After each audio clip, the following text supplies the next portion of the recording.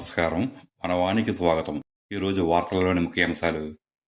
వేదమంత్రాలు వినిపించవలసిన చోట నిశ్శబ్దం రాజ్యమేలుతోంది.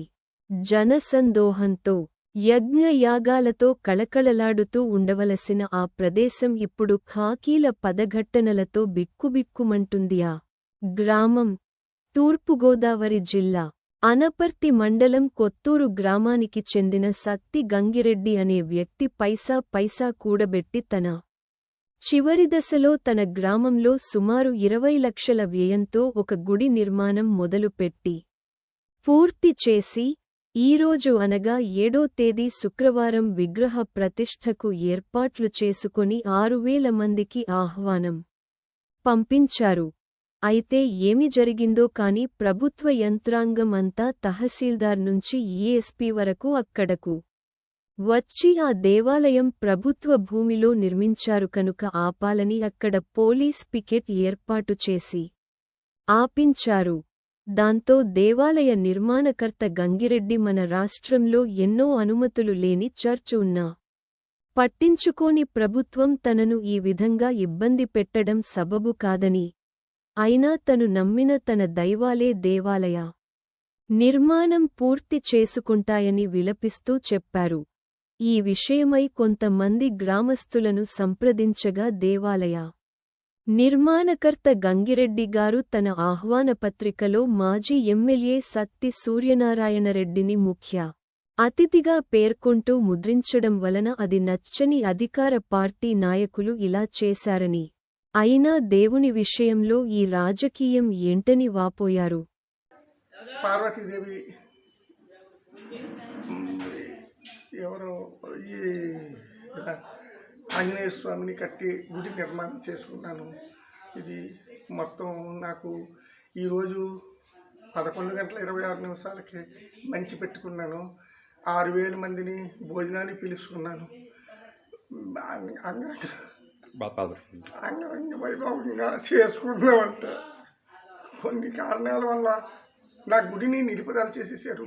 నా విగ్రహాలు అక్కడ దగ్గర పెద్ద ఎత్తున పోలీసులు వచ్చి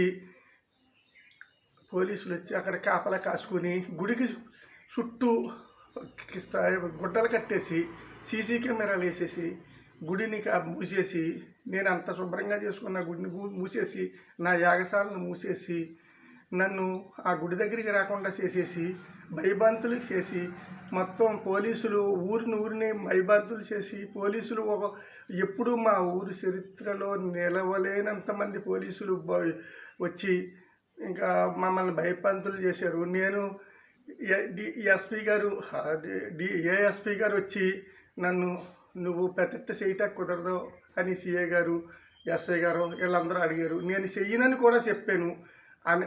అనుమతి లేనిది నేను చెయ్యనండి, మీ అనుమతి ఉంటేనే చేస్తాను, నేను పట్టుకెళ్ళి ఎలా పెట్టగలుగుతాను, నేను అక్కడ బోల్డ్ పూజలు చేయాలి, అన్నదానం చేయాలి, ఇవన్నీ చేసుకోవాలి, మీరు కాదంటే నేను చెయ్యనని చెప్పిన గటికి వచ్చి ఆ గుడిని నానా విధాలుగా మూసేసి అక్కడ సీసీ కెమెరాలు వేసి అక్కడ పోలీసు బందోబస్తు పెట్టి అక్కడికి ఎవరిని రాకుండా చేసి, అంత అవసరమా ఈ గుడికి? అంత అవసరమా? నన్ను ఇంత బాధ పెడుతున్నారు.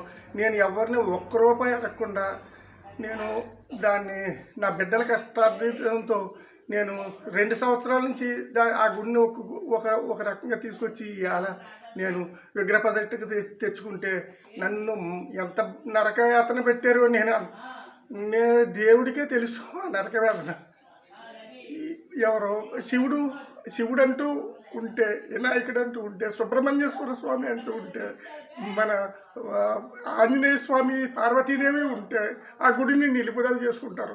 లేదంటే ఇంక నేను ఏమి చేయలేనని చేతులు ఎత్తేసి విగ్రహాలు అక్కడ పెట్టుకుని ఒక నమస్కారం పెట్టుకుని నేను ఒక దుక్కుని కూర్చున్నాను. మొత్తం ఆ సామాన్లన్నీ వేస్ట్ అయిపోయినాయి. అవన్నీ పువ్వులు వేస్ట్ అయిపోయినాయి. పూజకు పువ్వులు కూడా తెచ్చేసుకున్నాను. అన్నీ కాళ్ళలో పోసుకున్నాం. అది ఖర్చులన్నీ అయిపోయినాయి. కానీ నాకు ఈ గుడి ప్రతిష్ఠ నిలవకుండా నన్ను ఇంత బాధ పెట్టినందుకు నేను నమస్కారాలు పెట్టుకుని నేను ఏడుకుంటున్నాను.